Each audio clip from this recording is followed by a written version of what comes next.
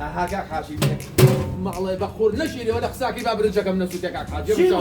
ئەوە خەریکی چێژ لێنانم دەبڕە بەلای شۆ کاک حاجی دەباشە تۆ بەردەوامە وابی دەڕۆمە ژوورێ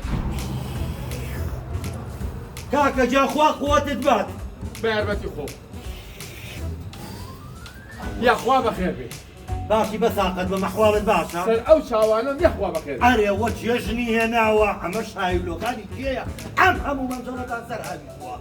وەڵا کاک حاجی لە شاییە و لە کەژنی ژێنا ئەی بۆچی ئەڵێ ژنە بێنە بۆچی وەرە بزانیا منیش یەک بەتانیەکەم دێنا بۆ سەر چۆکی ئەم هەموو مەنزەڵ و شایلۆکانە خاڵە حاجیشیان ئێرە شایی نییە ئێرە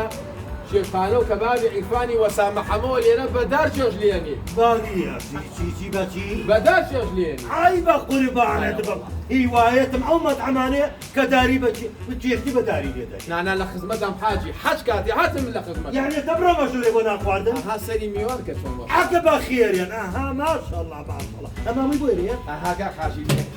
ماڵێ بەخۆر نەشیری وەدە قساکی با برنجەکەم نەسووتێ کاک حاجی چی بوو؟ ئەوە خەریکی چێژ لێنانم دەبڕە بەلای شۆ کاک حاجی دەباشە تۆ بەردەوامە وابی دەڕۆمە ژوورێ بەخێر بێ